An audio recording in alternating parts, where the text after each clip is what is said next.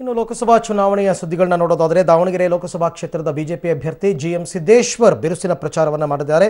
ಜಗಳೂರು ಕ್ಷೇತ್ರದ ದೇವಿಕೆರೆ, ಬಿದರಕೆಟ್ಟೆ, ತೋರಣಘಟ್ಟ, ದೊಣ್ಣೆಹಳ್ಳಿ ಸೇರಿದಂತೆ ಹಲವೆಡೆ ಪ್ರಚಾರವನ್ನು ನಡೆಸ್ತಾ ಇದ್ದಾರೆ. 3 ಬಾರಿ ಸಂಸದರಾಗಿ ಮಾಡಿದ ಅಭಿವೃದ್ಧಿ ಕೆಲಸಗಳೇ ನನಗೆ ಶ್ರೀರಕ್ಷೆ.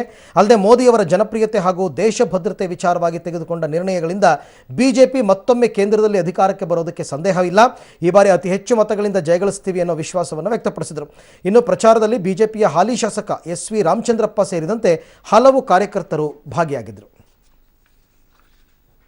ಜನಗಳ ಕೂಗು, ಜನಗಳ ಉತ್ಸಾಹ ನೋಡಿದರೆ ಜಗಳೂರು ಪಟ್ಟಣನೇ ಅತಿ ಹೆಚ್ಚಿನ ಲೀಡ್ ಕೊಡುವಂಥ ಒಂದು ಸನ್ನಿವೇಶವನ್ನು ಕಾಣ್ತಾ ಇದೆ.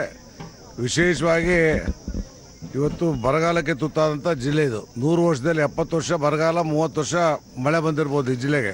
ಜನಗಳಿಗೆ ಕುಡಿಯೋ ನೀರಿನ ಹಾಕಾರ ಇದೆ. ಕೆರೆಗಳ ನೀರು ತುಂಬಿಸೋದು ಇವೊಂದೇನು ಕೂಡ ಆಗಿಲ್ಲ. ಸಂತೆ ಮುದ್ದಾಪುರದಿಂದ ಸುಮಾರು 83 ಹಳ್ಳಿಗೆ 60 ಕೋಟಿ ರೂಪಾಯಿದು ಮಂಜೂರಾತಿ ಮಾಡಿಸಿದ್ವಿ.